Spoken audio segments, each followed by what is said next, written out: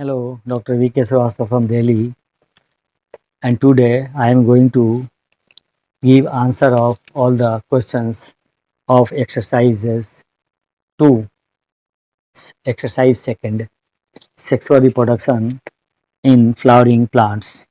इसका ये एक्सरसाइज है page number 40, page number 40. Okay, तो मैंने यहाँ लिखा है 12th biology exercise second question number 1. ठीक, तो हम इसके एक एक के आंसर अब हम देखते हैं. Welcome on my channel Vimal biology. Okay, तो हम देख रहे हैं question number 1. Name the part of angiosperm flower in which development of male and female gametophyte take place. तो लिखेंगे male gametophyte take place in the anther microsporangium, anther microsporangium and ovule megasporangium. ठीक है, यही इसका answer होगा. आंथर में क्या बनेगा? आंथर, आंथर का दूसरा नाम क्या है? माइक्रो एस्पोरेंजियम, है ना. इससे बनता है पॉलन. पॉलेंस को क्या कहते हैं? माइक्रोस्पोर, माइक्रोस्पोर्स कहते हैं इसको. और आंथर ये ओव्यूल, OVU, ओव्यूल्स को क्या कहेंगे? मेगा एस्पोरेंजियम, है ना. इससे क्या बनेगा? मेगा स्पोर, मेगा स्पोर इसमें बनेंगे mega spores. Question number second है differentiate between microsporogenesis and megasporogenesis. जब कभी भी ऐसा क्वेश्चन आ जाए तो टक से बना दीजिएगा आप लोग ऐसे कॉलम, और इस कॉलम में ऐसे भर दीजिएगा. यहाँ पे लिखिएगा micro sporogenesis and mega sporogenesis. अब ये इसके पहले का जो टॉपिक वीडियो है ना, वहाँ देखिएगा आप, हर एक क्वेश्चन का आंसर आप दे पाइएगा. So microsporogenesis refers to the process of formation of microspore from pollen mother cell. Pollen mother cell diploid होगा, इससे बनेगा पॉलेंस, पॉलेंस होंगे हैप्लॉयड, और ये होगा, यहाँ हो जाएगा मियोसिस, और इसी मियोसिस को माइक्रोस्पोरोजेनेसिस कहते हैं. उसी तरह से होगा megaspore mother cell diploid, इनमें होगी मियोसिस, इसी मियोसिस को कहते हैं मेगा स्पोरोजेनेसिस. यहाँ बनेगा मेगा स्पोर बनेगा, और ये होगा हैप्लॉयड. और इसको लैंग्वेज में लिख लीजिएगा आप लोग, है ना. What type of cell division occurs during these events. Name the structure formed at the end of. तो चलिए structure formed at the end of लिख दिया मैंने, इसका ये और इसका ये. अब बीच वाला जो एक इवेंट है ना, वो थोड़ा सा है ट्विस्टेड है, उसको मैं बताता हूँ. अब इस बीच वाला जो कंपोनेंट है कि which type of cell division occurs during these events. देखिए माइक्रोस्पोरोजेनेसिस से तो पोलन ग्रेन बनना है, मेगास्पोरोजेनेसिस से ओवम बनना है, फीमेल गैमीट बनना है. ठीक है, थोड़ा सा ध्यान रखिए कि जो हैप्लॉयड ऑर्गेनिज्म है ना, ग्रीन एल्गी, फंगाई, ब्रायोफाइट्स, उनमें जो गैमीट बनते हैं ना, वो माइटोसिस से बनते हैं. और जो डिप्लॉयड ऑर्गेनिज्म है ना, जैसे टेरिडोफाइटा है, जिम्नोस्पर्म, एंजियोस्पर्म है ना, या एनिमल है ना डिप्लॉयड वाला, उनमें मियोसिस से गैमीट बनते हैं. ध्यान रखिएगा. तो यहाँ तो सिंपल सा प्लांट के बारे में पूछा है, नो मैटर, आप कर सकते हैं कि which type of cell division, तो मियोसिस होती है. आंसर थर्ड है arrange the following terms in the. अब यहाँ लिख लेंगे क्वेश्चन नंबर. अब देखते हैं थर्ड क्या करना है भैया, अरेंज करना है. Arrange the following term in the correct developmental sequences. अब जैसे पोलन ग्रेन, स्पोरोजिनस टिश्यू, तो microspore, tetrad, pollen mother cell and gamete. तो यहाँ पे जो सही होगा, जैसे लिखेंगे स्पोरोजिनस टिश्यू, इससे बनेगा pollen, pollen mother cell diploid होगा, ये भी डिप्लॉयड. इससे बनेगा क्या है और चीज इसमें, microspore, tetrad, pollen mother cell, pollen grain, male gamete. हाँ, इसे लिखेंगे pollen tetrad, pollen tetrad, group of 4 cells. इससे अब पोलन से क्या बनेगा, मेल गैमीट बनेगा लास्ट में, मेल गैमीट. अब ये इसके हो गए right sequence. Question answer number 3। Answer number 4, with a neat लेवल diagram describe the part of the typical angiosperm ovule. तो 4 में आप देखिएगा सी है ना my video. Question number 5, what is meant by monosporic development of female gametophyte. तो 5 में लिखिएगा सी माई वीडियो, है ना। यहाँ पे मैंने बता दिया हुआ है मोनोस्पोरिक टाइप जो होता है ना, इसमें क्या होता है कि जो 4 मेगा स्पोर बनते हैं ना, 4 मेगा स्पोर्स बनते हैं, इनमें से 3 जो है एबॉर्ट हो जाएगा और एक जो है फंक्शनल हो गया। अब ये जो फंक्शनल है, फंक्शनल मेगा स्पोर है, ये मेगा स्पोर है, इससे 2 टू पावर 3 के फॉर्मूला पे, 2 टू पावर n के फॉर्मूला पे 8 न्यूक्लिएटेड स्ट्रक्चर बनेगा, 8 न्यूक्लिएटेड, है ना। और फिर बाद में इसमें 3 पोलर 3 एंटीपोडल और 2 साइनर्जिड्स, एक ओवम और 2 सेंट्रल सेल बनेंगे। ये वीडियो आप वहाँ देखिएगा, इसका आंसर वहाँ मिल जाएगा। 6 है what is neat with neat diagram explain the 7 celled 8 nucleated nature of the. तो अब इसमें ये करा चुका हूँ मैं पहले वाले ही चैप्टर में, जिसमें आपको ये दिखाना है ये वाला स्ट्रक्चर। तो इसमें यहाँ बताया हमने कि 2 टू द पावर 3 के हिसाब से 8 यहाँ बन गया। अब 8 जो है रीअरेंज हो रहा है, यहाँ पे 2 साइनर्जिड्स और एक ओवम, और ये 2 बीच में आ गया, 3 ऊपर, 3 3 6 और 2 8।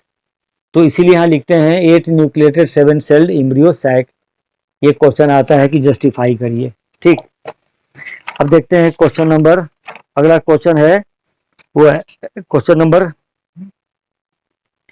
7, what are chasmogamous flower.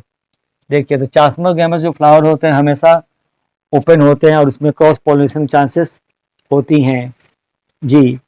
चास्मोगैमस flower जो होते हैं, है ना, चास्मोगैमस ओपन होते हैं और उनमें क्रॉस पॉलिनेशन फर्टिलाइजेशन चांसेस बनती हैं। Can cross pollination occurs in cleisto? तो नो, नहीं होगा, इसलिए को क्लोज होता है ना, वो क्लोज होता है। वायोला या कॉमन पेंसी या ऑक्जैलिस दिया हुआ है ना इसमें एनसीईआरटी में। तो इनमें 2 तरह के फ्लावर हैं, जमीन के अंदर है जो क्लिस्टो है, बंद है, बाहर से कोई पॉलन सुपर पॉलन नहीं ले सकता। जो चास्मोगैमस फ्लावर है वो ले सकता है। गिव रीजन फॉर, तो यही बता दिए, क्लोज है और वो ओपन है। 8 number, mention 2 strategies evolved to prevent self pollination in the flower. एक तो डायोसी ही हो जाएगा, है ना, मेल प्लांट अलग और फीमेल प्लांट अलग, दोनों के पॉलिनेशन का जो टाइम पीरियड होगा अलग अलग होगा, है ना। मतलब कि मेल पहले बन जाएगा तो फीमेल मैच्योर होगी, या मेल पार्ट बाद में मैच्योर होगा, फीमेल पहले मैच्योर हो जाएगी। तो अनसिंक्रोनाइज करके ना क्रॉस पॉलिनेशन टाइप का इवेंट प्लांट में होती है। इससे इनमें सुपेरियर पॉलन कलेक्ट करने का एक तरीका हो जाता है।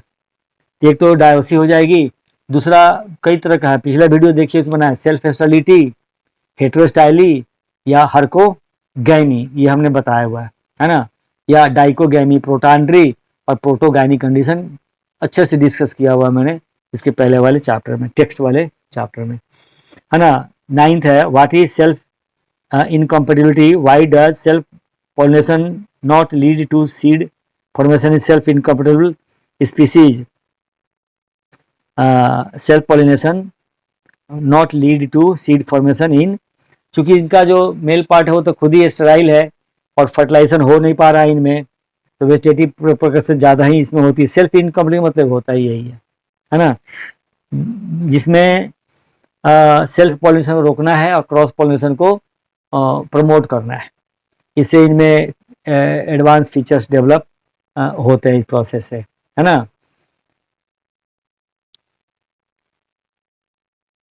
है ना, तो सीड फॉर्मेशन इसलिए नहीं हो पाता सेल्फ पॉलिनेटेड फ्लावर में, इसलिए कि फ्लावर में कई तरह की स्ट्रक्चरल डिवाइसेस पाई जाती हैं जो सेल्फ पॉलिनेशन को प्रिवेंट करता है।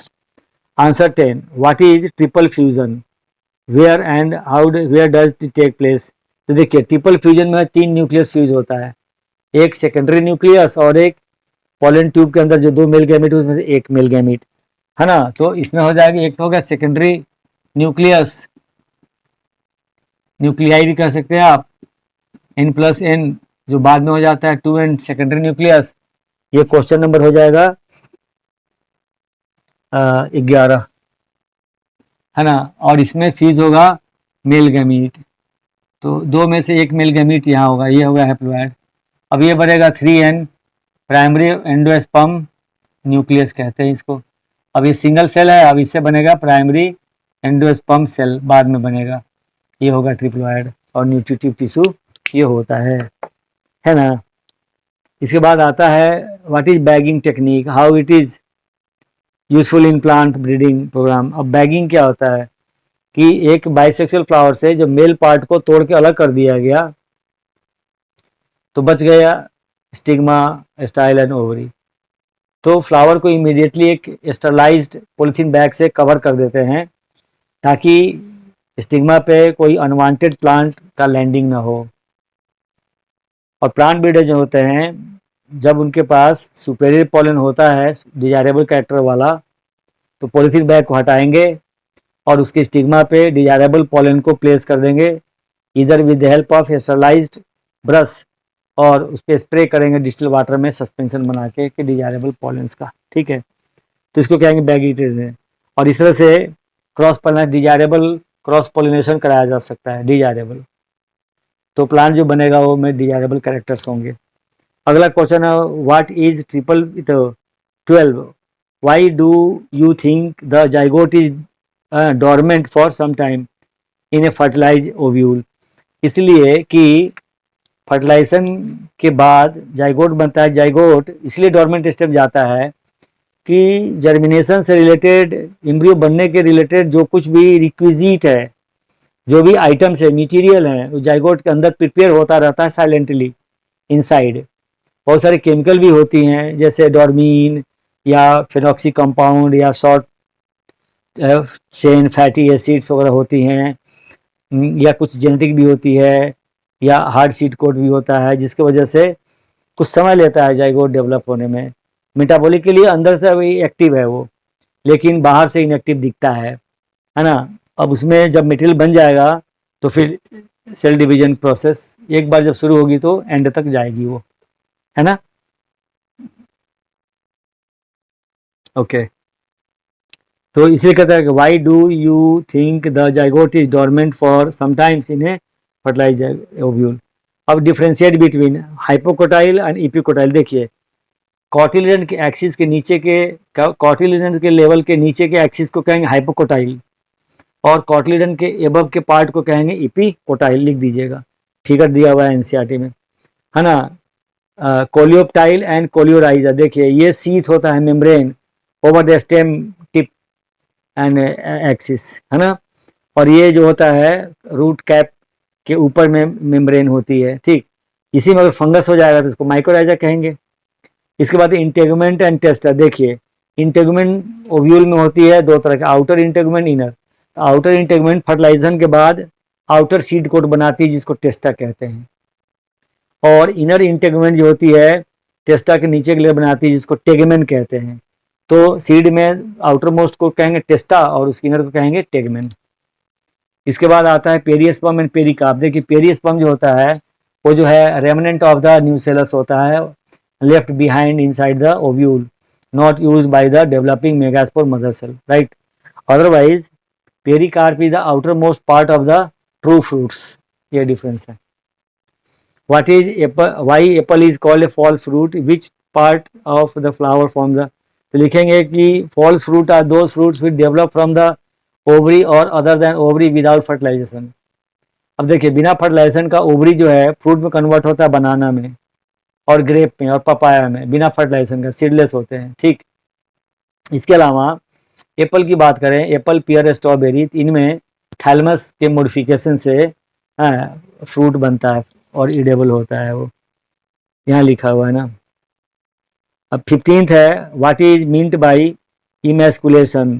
तो emasculation is the mechanically removal of anthers from a premature flower to ensure cross pollination or fertilization। When and why does a plant breeder employ this. तो इसको कब यूज करता है कि जब अभी बर्ड स्टेज आई है, अभी आंथर बना है अभी जस्ट और मैच्योर हो रहा है फ्लावर, उसी स्टेज में फॉरसेप से क्या करते हैं, सारे आंथर्स को तोड़ के हटा देते हैं और बैग से, पॉलिथीन बैग से इसको स्लाइड पॉलिथीन बैग से कवर कर देते हैं, बैगिंग कर देते हैं। वेन एंड वाई हो गया, है ना। If one can induce parthenocarpy through the application of growth substances, इसमें जो होता है ऑक्सीन नाम का एक हार्मोन है जो फ्लावर पे स्प्रे करते हैं, पानी में घोल करके पौधे के जड़ में दे देते हैं या फ्लावर पे छिड़क देते हैं, है ना, कुछ पर्टिकुलर कंसंट्रेशन में। तो जो उसमें पार्थेनोकार्पी इंड्यूस हो जाती है, बिना फर्टिलाइजेशन का जो ओवरी है वो फ्रूट में कन्वर्ट होना शुरू होता है। बड़े बड़े साइज के भी फ्रूट होते हैं वो, है ना। Which fruit would you like, इसमें ग्रेप्स कहेंगे, पपाया कहेंगे, है ना। Explain the role of tapetum in the formation of pollen grain. Tapetum जो है ना वो न्यूट्रिटिव टिश्यू होती है और वो पॉलन मदर सेल को प्रोवाइड होती है, तो ही पॉलन मदर सेल म्यूसिस से पॉलन टेट्राड बनाएगा, अदरवाइज नहीं।